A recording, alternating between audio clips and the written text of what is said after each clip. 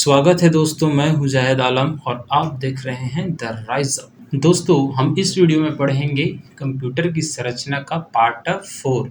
Video start करने से पहले दोस्तों, अगर आप इस चैनल में नए हैं तो चैनल को सब्सक्राइब कर लीजिए, साथ ही बेल आइकन के बटन को प्रेस कर लीजिए जिससे कोई भी नया वीडियो अपलोड हो उसका नोटिफिकेशन आपको मिल सके। तो चलिए दोस्तों, वीडियो स्टार्ट करते हैं और हम लोग पढ़ेंगे सीपीयू के भाग के बारे में, यानी कि सेंट्रल प्रोसेसिंग यूनिट के पार्ट्स के बारे में कि किन पार्ट्सों से मिल करके ये बना हुआ होता है। तो उसमें देख सकते हैं दोस्तों कि ये 3 पार्ट्स से मिलकर बना होता है। सबसे पहले होता है अरिथमेटिक लॉजिक यूनिट यानी कि एएलयू, जिसको हम हिंदी में अंकगणितीय तार्किक इकाई भी कहते हैं। सेकेंड है इसमें कंट्रोल यूनिट यानी कि सीयू, जिसको हम हिंदी में नियंत्रक इकाई कहते हैं। और थर्ड है इसमें मेमोरी यूनिट, जिसको हम लोग एमयू कहते हैं यानी स्मृति इकाई। तो इस तरह से दोस्तों हम सीपीयू के 3 भाग होते हैं जिसके बारे में हमको पढ़ना है। तो चलिए दोस्तों, सबसे पहले हम लोग पढ़ते हैं अरिथमेटिक लॉजिक यूनिट के बारे में यानी कि एएलयू के बारे में, जिसे हम लोग हिंदी में अंकगणितीय एवं तार्किक इकाई कहते हैं। तो सबसे पहले इसमें पॉइंट देखेंगे दोस्तों कि जो हमारा अरिथमेटिक लॉजिक यूनिट है वह सीपीयू का ही क्या होता है, एक भाग होता है, यानी उसी का एक पार्ट है। फिर इसमें सेकंड पॉइंट है कि डाटा प्रोसेसिंग का वास्तविक कार्य अरिथमेटिक लॉजिक यूनिट द्वारा किया जाता है। इसमें याद रखना दोस्तों कि वास्तव में जो हम सीपीयू में जो प्रोसेसिंग का काम होता है, तो जो डाटा प्रोसेसिंग का जो वास्तविक जो काम है वास्तव में जो है अरिथमेटिक लॉजिक यूनिट के जो पार्ट है उसी में कंप्लीट होता है। फिर इसमें देखेंगे नेक्स्ट कि अरिथमेटिक लॉजिक यूनिट को पुनः 2 भागों एयू यानी कि अरिथमेटिक यूनिट तथा एलयू यानी कि लॉजिक यूनिट में बांटा गया है। तो दोस्तों, इसमें समझना है कि अरिथमेटिक लॉजिक यूनिट जो होता है एलयू जो है वास्तव में 2 पार्ट्स से मिलकर बना हुआ होता है। यहाँ पर एयू है यानी कि अरिथमेटिक यूनिट है और एलयू यानी कि लॉजिक है, यानी कि एक भाग हमारा जो अरिथमेटिक यूनिट है उसको हम लोग अंकगणितीय इकाई कहते हैं और जो लॉजिक यूनिट है उसको हम लोग तार्किक इकाई कहते हैं। यानी कि इसमें अंकगणित एवं तार्किक दोनों प्रकार की इसमें गणनाएं होती है। इस वजह से इसको हम लोग क्या बोलते हैं, एएलयू के नाम से इसको जानते हैं। फिर इसमें नेक्स्ट पॉइंट है कि यह डाटा पर कंट्रोल यूनिट से प्राप्त निर्देशों के अनुसार सभी प्रकार की अंकगणितीय तथा तार्किक गणनाएं करता है। इसमें याद रखना है दोस्तों कि ये डाटा पर काम होता है और जो कंट्रोल यूनिट जिस तरह से उसको कमांड देता है उसी के अकॉर्डिंग ये क्या करता है, ये कैलकुलेशन काम करता है। तो कैलकुलेशन 2 तरह के होता है, इसमें अंकगणित टाइप का भी होता है यानी कि जोड़ घटाव गुणा भाग की तरह होता है, और साथ में इसमें तार्किक वाला, तार्किक से मतलब है यहाँ पर इसका कंपैरिजन करने वाला रहता है, तुलना करने वाला रहता है। तो इस तरह से ये दोनों तरह की गणनाएं ये करता है। फिर इसमें देखते हैं कि अंकगणितीय गणनाएं किस तरह से करता है। तो अरिथमेटिक कैलकुलेशन है करता है, उसके बारे में हम लोग देखते हैं कि किस टाइप से करता है। तो इसमें सबसे पहले पॉइंट ये है कि इसके अंतर्गत हम लोग जो अंकगणित गणनाएं हैं उसके अंतर्गत हम लोग जैसे जोड़ का काम है, घटाव गुणा और भाग, इस तरह से हम काम इसमें कर सकते हैं। फिर नेक्स्ट पॉइंट, इसके साथ ही यह धनात्मक ऋणात्मक या जीरो संख्या की क्या करता है, पहचान कर लेता है। तो जो हमारा अरिथमेटिक लॉजिक यूनिट है तो अंकगणितीय संबंधित जो है उसमें ये बताता है कि कोई भी संख्या जो है धनात्मक है या फिर क्या ऋणात्मक टाइप का है और या फिर जीरो है, इस सबको ये पहचान कर लेता है। ठीक है, तो इस तरह से इसमें गणनाएं होती है। साथ में इसमें एक नोट पॉइंट याद रखना दोस्तों कि अरिथमेटिक लॉजिक यूनिट सभी गणनाओं को पहले सरल अंकगणित क्रियाओं में क्या करता है, बांट लेता है। यानी कि जो भी जैसे कि हमारे पास अंकगणित गणनाएं में बहुत सारा जैसे गुणा है, भाग होता है या कोई सा भी गणनाएं होता है उसको अंकगणित के सबसे सरल अंकगणित क्रिया में इसको पहले बांटता है। जैसे उदाहरण से समझ सकते हैं, गुणा को बार बार जोड़ने की क्रिया में बदलना, यानी बाद में इन्हें विद्युत पल्स में बदलकर सर्किट में आगे संचारित कर दिया जाता है। यानी कि जैसे गुणा का काम होता है तो जैसे कि हमको जैसे 2 का गुणा 3 से करते हैं तो हमको जैसे 6 प्राप्त होता है, तो उसको हम जैसे 2 का गुणा 3 से कर रहे हैं, इसका मतलब ये है कि हम 2 को हम 3 बार इसको क्या कर रहे हैं, प्लस कर रहे हैं यानी जोड़ रहे हैं। इस तरह से तो भी आएगा हम कर 6। इस तरह से ये अपना कार्य करता है कि जो बड़ी गणनाएं होती है और तो उसको क्या करता है, वो सरल अंकगणित क्रियाओं में क्या कर देता है, चेंज करता है। जैसे भाग की क्रिया होगा तो भाग को जैसे कि हम लोग 8 का भाग देते हैं 4 से, तो हमको 2 मिलता है। यानी कि हम 8 को 2 बार 4 के क्या करेंगे, माइनस करेंगे, तब जाके हमको क्या मिलेगा, पूरा कंप्लीट वो कट जाएगा।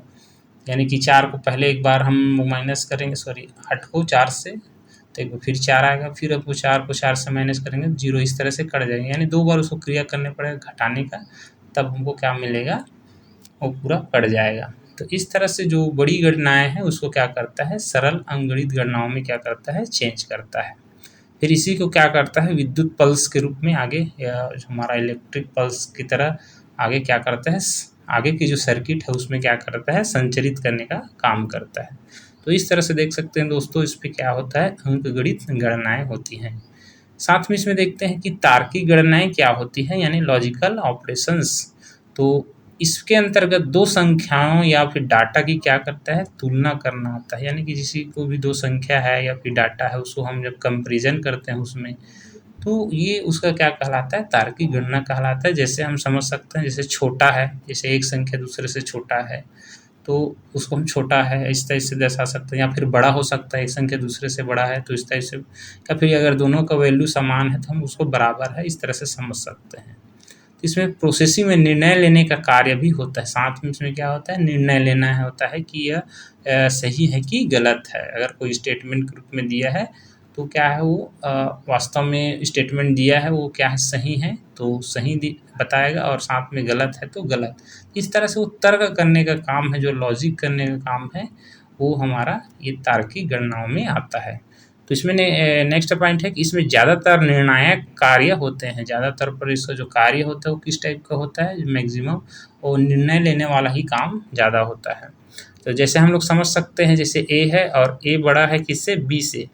इस टाइप का हमारे पास अगर स्टेटमेंट दिया है तो इससे क्या पता चलता है कि हमको ए बी से बड़ा है कि नहीं, ये हमको क्या करना है, चेक करना होता है। तो तर्क करना होता है। ए स्टेटमेंट अगर ए बड़ा है, बी इस तरह से दिया है, तो उसको हम क्या करते हैं, चेक करते हैं कि ए वास्तव में उससे बड़ा है कि नहीं। तो इसमें यदि अगर ये स्टेटमेंट ए अगर बी से बड़ा है, अगर ये इस टाइप से वास्तव में देखते हैं तो क्या करेगा, स्टेटमेंट को सही बताएगा।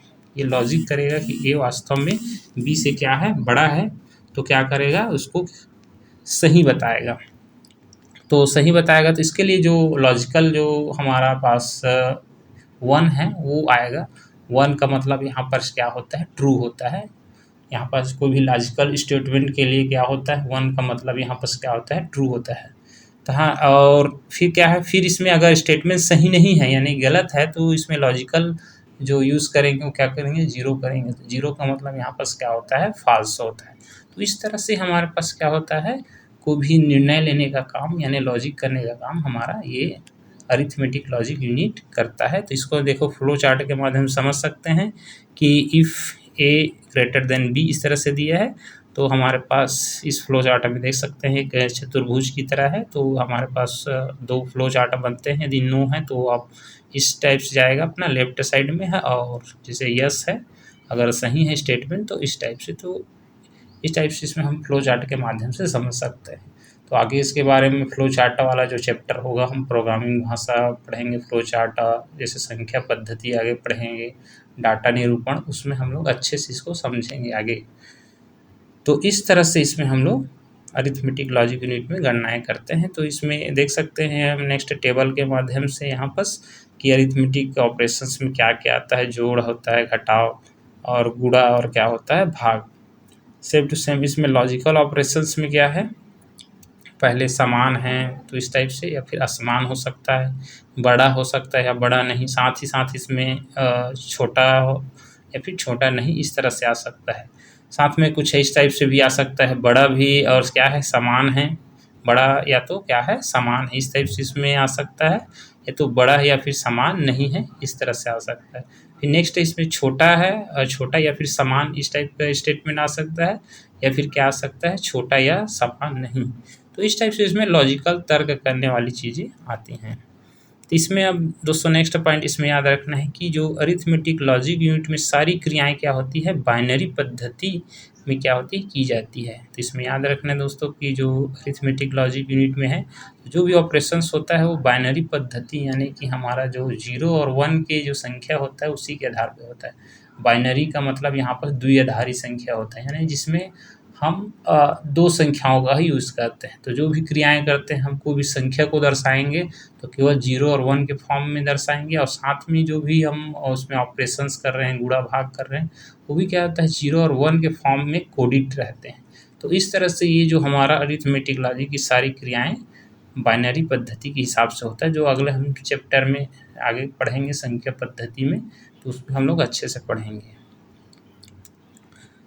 फिर इसमें नेक्स्ट है अरिथमेटिक लॉजिक कई ऐसे इलेक्ट्रॉनिक परिपथों यानी सर्किट से बनी होती है जो बाइनरी अंकगणित की गणनाएं करने में सक्षम होती है, जिसमें एक ओर से कोई दो संख्याएं भेजने पर दूसरी ओर योग, अंतर, गुणनफल या भागफल प्राप्त होता है। यानी कि यहाँ पर बात हो रही दोस्तों कि जो हमारा अरिथमेटिक लॉजिक यूनिट होता है वो इलेक्ट्रिक सर्किट्स जो होते हैं बहुत सारे, तो इलेक्ट्रिक सर्किट्स से बने होते हैं जो छोटे छोटे रहते हैं, जो बाइनरी अंकगणित करना में क्या करती है, सक्षम होती हैं। तो एक प्रकार का इसमें आगे है बताया गया है कि इसमें लॉजिक गेट की तरह क्या होते हैं, सर्किट होते हैं। इसमें जो एक पार्ट में हम क्या करते हैं, दो संख्याओं को जैसे कि हम उसमें सेंड करते हैं तो दूसरे तरफ से उसका क्या हो जाता है, उसका ऑपरेशंस हमको प्राप्त होते हैं, जैसे योग के रूप में, गुणनफल के रूप में, भागफल के, इस टाइप से इसमें सर्किट बने हुए होते हैं। तो एक साइड में हम लोग क्या करते हैं, इनपुट कराते हैं, जैसे ही दूसरे साइड में हम करते हैं तो उसका हमको जो ऑपरेशंस करना होता है वो प्राप्त हो जाते हैं। इस टाइप से बहुत सारे सर्किटों से मिल करके अरिथमेटिक लॉजिक यूनिट बना होता है। फिर इसमें नेक्स्ट पॉइंट है कि अरिथमेटिक लॉजिक यूनिट का सर्किट डायग्राम बड़ा ही क्या होता है, क्रिटिकल टाइप का होता है। थोड़ा इसको समझने के लिए बहुत क्रिटिकल रहता है, एकदम एक दूसरे से क्या होता है, जुड़े रहते हैं, इंटीग्रेटेड रहते हैं। फिर नेक्स्ट इसमें है कि यह एक्शन परफॉर्म करने के लिए बुलियन अलजेब्रा के लॉजिक गेट्स का क्या करता है, उपयोग करता है। इसमें जो भी एक्शंस क्रियाएं होती हैं, जोड़ घटाए जो भी है, इसमें सारी क्रियाएं जो होती है वो क्या होता है, बुलियन अलजेब्रा जो बुलियन है उन्होंने अपना एक अलग तरह का कंप्यूटर लॉजिक, कंप्यूटर के लिए एक अलग टाइप का अपना गणितीय नियम बनाया था जो भी, तो उसको बुलियन अलजेब्रा कहते हैं। तो उन्होंने उसमें क्या होता है, लॉजिक गेट का उपयोग किया जाता है, जो हमारा जो सर्किट होता है लॉजिक गेट उसी के अकॉर्डिंग ये काम करता है। फिर इसमें नेक्स्ट पॉइंट है कि ये जो लॉजिक गेट है कई प्रकार के होते हैं, जैसे एक का नाम होता है एंड गेट कहते हैं, दूसरे को और, फिर क्या होता है नॉट, फिर उसी तरह से एंड होता है, नॉर भी होता है, और बहुत सारे इसमें गेट होते हैं जो कि इसमें इत्यादि जो विभिन्न प्रकार के क्या करते हैं, ऑपरेशंस इसमें करते हैं। तो यही इसी लॉजिक गेट के माध्यम से ही हमारा जो अरिथमेटिक लॉजिक यूनिट है वो क्या अपना काम करता है। फिर इसमें नेक्स्ट पॉइंट है कि ये लॉजिक गेट्स हार्डवेयर डिवाइस होते हैं। ये जो गेट होते हैं और लॉजिक गेट, लॉजिक का मतलब यहाँ पर तर्क से है, गेट का मतलब जैसे कोई भी दरवाजा है इस तरफ से है। तो एक प्रकार का क्या होता है, हार्डवेयर क्या होता है, डिवाइस होता है, इलेक्ट्रॉनिक डिवाइस होता है, जिसमें क्या है, चूंकि इन डिवाइस से इलेक्ट्रॉनिक सिग्नल क्या होते हैं, पास किए जाते हैं, इस कारण से इसको क्या कहा जाता है, लॉजिक गेट कहा जाता है। क्योंकि इस डिवाइस से जो इलेक्ट्रॉनिक जो सिग्नल संकेत होते हैं, जो इलेक्ट्रिकल होते हैं, वो क्या उसी से पास होता है, यानी गुजरता है। तो किसी भी चीज़ से पास होना मतलब क्या होता है, जैसे दरवाजे में होता है इस तरफ से ये गेट होता है, लॉजिक गेट कहा गया है क्योंकि इसमें हमको तार्किक गणनाएं ज़्यादा होती है। तो इस वजह से इसको हम लोग क्या बोलते हैं, लॉजिक गेट कहते हैं। फिर इसमें नेक्स्ट पॉइंट है, इसमें स्विचिंग सर्किट एवं डिजिटल सर्किट के नाम से भी जाना जाता है। स्विचिंग सर्किट है यानी कि जिस तरह से हमारा स्विचिंग होता है, जैसे जिस तरह से कोई भी रास्ता हम लोग चेंज करते हैं, यानी कि एक रास्ते से जाने से दूसरे में क्या होता है, परिपथ होता है, स्विच करने आने की यहाँ पर कोई भी रास्ता जैसे बदल जाता है, चेंज करने वाला। तो इस टाइप से इसमें हम सर्किट होते हैं, परिपथ, जिसमें हम क्या होता है, कोई भी इलेक्ट्रिक सिग्नल होता है वो चेंज हो जाता है, स्विच कर जाता है, इस वजह से इसको स्विच सर्किट भी कहते हैं। साथ में इसको डिजिटल सर्किट भी कहते हैं। डिजिटल यानी डिजिट का मतलब ये होता है अंक, चूँकि अंक गणितीय क्रियाओं पर आधारित होता है 0 और 1 के रूप में, तो इस वजह से इसको हम लोग क्या बोलते हैं, डिजिटल सर्किट के नाम से भी जानते हैं। तो यहाँ पर दर्शाया गया, देखो जैसे दोस्तों, जैसे नॉट गेट है तो नॉट गेट के इस तरफ से डायग्राम होता है, ए, और यहाँ पास क्या है, ये बी नहीं है। यहाँ पास जैसे कि ए से हम क्या करते हैं, इनपुट कराते हैं, फिर इस गेट में जैसे डिवाइस में जाता है तो हमको जैसे सिग्नल जो है पास होकर के यहाँ पास ए नहीं है, ये हमारे पास ए बार है। जैसे ए के ऊपर में बार लगा हुआ है तो इसका मतलब क्या होता है, नॉट।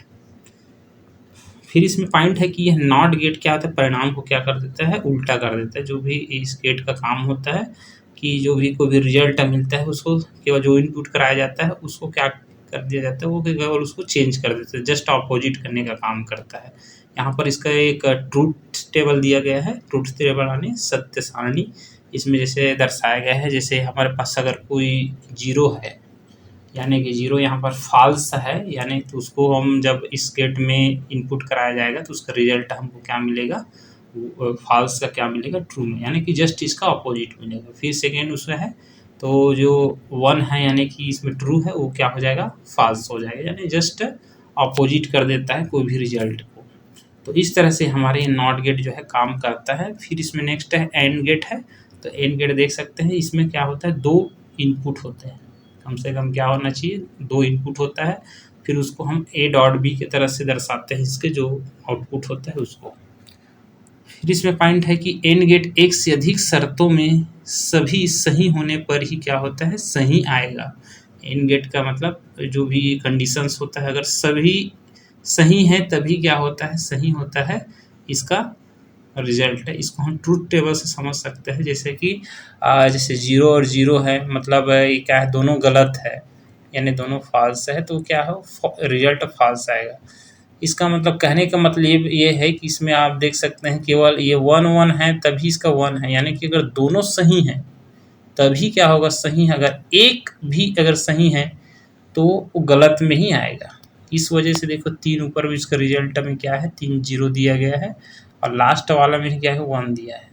अगर दोनों फॉल्स है तो रिजल्ट फॉल्स ही रहेगा वो। तो अगर एक फॉल्स है और एक ट्रू है तो भी क्या होगा, फॉल्स आएगा। हमको दोनों ट्रू चाहिए।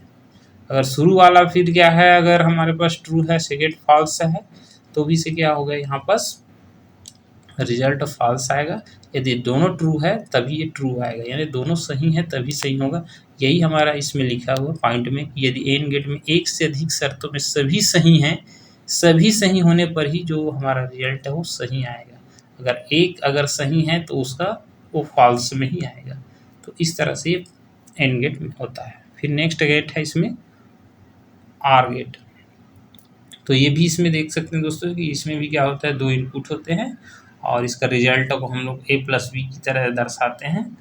तो यहाँ पर लिखा है जस्ट अपोजिट होता है, वो जिस तरह से एंड गेट होता है उसी टाइप का। इसमें क्या होता है, और गेट में एक से अधिक शर्तों में यदि एक भी सही है, यदि यानी एक सही हो जाता है तो उसका रिजल्ट जो फाइनल रिजल्ट होता है वो क्या होता है, सही प्राप्त होता है। यानी कम से कम हमको एक ट्रूथ टेबल में देख सकते हैं कि अगर एक भी हमारे पास सही मिल जाता है सर्किट में ए और बी में से, तो क्या होगा, वो रिजल्ट सही कहा जाएगा। जैसे जीरो और जीरो है तो जीरो होगा ही, यानी दोनों फॉल्स है तो फॉल्स होगा। लेकिन जीरो और एक फॉल्स है, यानी जीरो और एक क्या है, हमारे पास ट्रू है तो ट्रू हो जाएगा। 1 जीरो है तो भी क्या होगा, 1 होगा, और 1 1 है तो 1 होगा। ठीक है, तो इस तरह से इसका मतलब एक हमारे पास अगर ट्रू है तो फाइनल जो हमारा जो रिजल्ट है वो क्या होगा, ट्रू होगा। तो इस तरह से ये सब गेट काम करते हैं और इन्हीं सब गेटों से मिल करके कॉम्बिनेशन होकर के सारे हमारा अरिथमेटिक लॉजिक यूनिट जो है क्या होता है, स्ट्रक्चर बना होता है। और ये क्या है, मुख्य फंडामेंटल गेट्स हैं तीनों, एंड नॉट और ये तीनों जो है, और इन्हीं से मिल करके एंड गेट और बहुत सारे इसमें जटिल से जटिल क्या होते हैं, सर्किट के रूप में जुड़े होते हैं गेट, और इन्हीं पर ही क्या होता है, ये बना होता है। तो चलिए दोस्तों, हम लोग अब नेक्स्ट पढ़ते हैं अरिथमेटिक लॉजिक के कार्य करने के तरीका के बारे में, यानी कि how to perform action by arithmetic logic unit, यानी किस तरह से ये काम करता है उसी को हम लोग देखते हैं। तो सबसे पहले इसमें पॉइंट है कि अरिथमेटिक लॉजिक जो है कंट्रोल यूनिट से प्राप्त निर्देशों यानी कि गाइडलाइंस के अनुसार क्या करता है, कार्य करता है। तो इसमें याद रखना दोस्तों, हमारा जो अरिथमेटिक लॉजिक यूनिट है वो कंट्रोल यूनिट जिस तरह से उसको क्या करता है, गाइडलाइन देता है, इंस्ट्रक्शन देता है या फिर कोई कमांड देता है, उसी के अकॉर्डिंग ये क्या करता है, काम अपना करता है। जो अपना तार्किक काम है या फिर जो कि अंकगणितीय गणनाएँ हैं, ये सब काम ये किस पर कंट्रोल यूनिट से जो हमको कमांड मिलता है उसी के अकॉर्डिंग ये क्या करता है, कार्य करता है। फिर नेक्स्ट है इसमें, यह मेमोरी से डाटा प्राप्त करता है तथा मेमोरी में ही सूचना को क्या करता है, लौटा देता है। तो जो डाटा होता है वो पहले क्या हुआ रहता है, इनपुट के माध्यम से मेमोरी में स्टोर रहता है, उसी से क्या करता है, सबसे पहले उस डाटा को प्राप्त करता है, फिर क्या करता है, जैसे उस पर प्रोसेसिंग का काम हो जाता है, ऑपरेशंस हो जाते हैं, तो वापस उसको जो उसका रिजल्ट होता है, जो उसका सूचना होता है, उसको वापस लौटा देता है, तो वापस मेमोरी में चला जाता है। फिर इसमें क्या होते हैं, कई रजिस्टर और एक्यूमुलेटर होते हैं जो गणनाओं के दौरान क्या होते हैं, वर्चुअल मेमोरी का कार्य करते हैं। तो इसी में अरिथमेटिक लॉजिक यूनिट में ही एक वर्चुअल जो मेमोरी की तरह काम करता है, जो एक प्रकार का स्थायी मेमोरी है, जो अरिथमेटिक लॉजिक यूनिट के जो काम करता है उसी के अकॉर्डिंग ये मेमोरी का काम करता है। वो कुछ समय के लिए क्या करता है, सूचनाओं को हमारे पास क्या रहता है, सुरक्षित करके रखता है। तो उसको रजिस्टर कहते हैं। रजिस्टर का कई प्रकार है, एक्यूमुलेटर्स, इस तरह से कई प्रकार के लगे होते हैं जो गणनाओं को क्या करते हैं, गणनाओं के दौरान ही मेमोरी का क्या करते हैं, काम करते हैं। फिर इसमें नेक्स्ट पॉइंट है कि अरिथमेटिक लॉजिक यूनिट प्रोग्राम के आधार पर कंट्रोल यूनिट के बताए अनुसार सभी डाटा मेमोरी से प्राप्त करके एक्यूमुलेटर में क्या करता है, रख देता है। तो इसमें याद रखना है दोस्तों कि अरिथमेटिक लॉजिक यूनिट जो प्रोग्राम के आधार पर, यानी जिस टाइप से प्रोग्राम है, इंस्ट्रक्शन है, हमारा जो काम के अनुसार प्रोग्राम दिया गया है उसी के अनुसार कंट्रोल यूनिट के बताए अनुसार सभी जो डाटा होता है मेमोरी से प्राप्त करके एक्यूमुलेटर में क्या करता है, रखता है। तो जो डाटा प्राप्त करता है इनपुट के रूप में, जो डाटा मेमोरी में रहता है, तो अपना जो एक अस्थायी मेमोरी होता है वो एक्चुअल में मेन मेमोरी से ही, मेन मेमोरी यानी रैम रोम जो भी है उसी से ही ला करके क्या करता है, वो एक्यूमुलेटर में सबसे पहले एक्यूमुलेटर में ला करके क्या करता है, रखता है, फिर क्या करता है, उसको परफॉर्म करता है। इसको हम उदाहरण से समझ सकते हैं कि माना दो संख्याएं हैं, ए और बी को हमको क्या करना है, जोड़ना है ना, इसमें जोड़ने का हम एक्शन करना है इसमें।